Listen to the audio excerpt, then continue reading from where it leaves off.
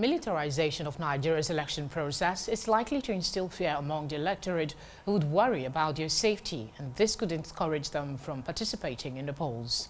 Gbolahan Salami, a public affairs analyst, shared this position in an attempt to make sense of President Buhari's order and PDP presidential candidate Atiku Abubakar's counter-statement to the army.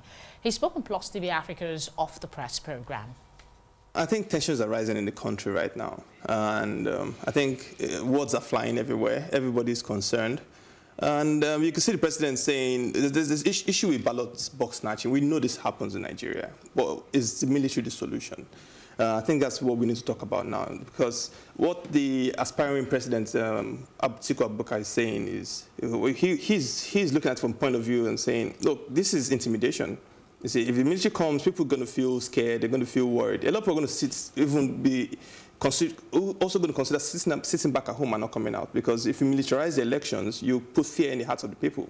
Also, there's also the issue of the order that's given by the president to say, look, if you snatch ballot boxes, the military should deal with you ruthlessly. What does that mean? What does dealing with the dealing with the public ruthlessly, what does it actually mean? Because is the military going to take that order and go outside what is constitutionally acceptable and deal with people in ways that will cause harm to the public? I think that's a real issue here. But the military is saying, look, we have the order, we have marching orders, we're going to go. Also, we have the police.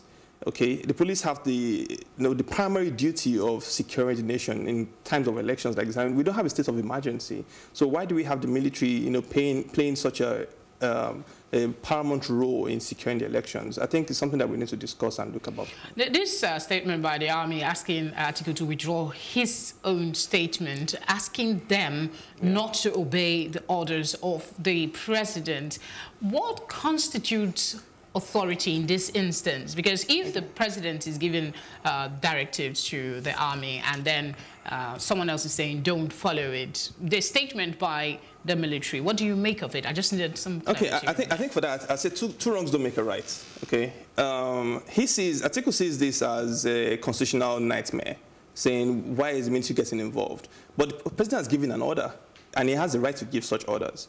So him saying to the military to disobey the order of the president is actually also wrong.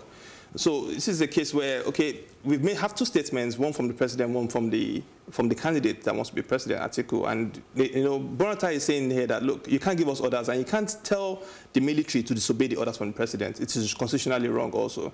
So what is morally right and what is constitutionally correct in this case, are two different things. Because the president has given the order stands. The military has to follow it.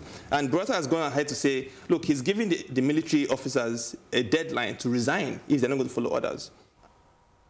Also speaking on the killings by herdsmen of 16 people in Benue State, Salami said there is a shift in attention security-wise due to the elections, but noted that there is need to address the situation holistically.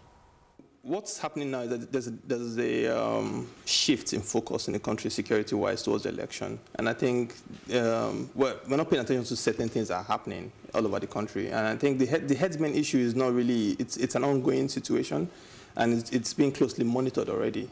Because, what we have here is a case whereby we need to look at this from a community standpoint. Because it's a national issue, but this is happening within communities. And in that case, what are we doing, to stop this completely? Because we can't continue to have these killings, year in, year out, month in, month out, and not be able to deal with the root of the issue. I think we need to go to the root and deal with it.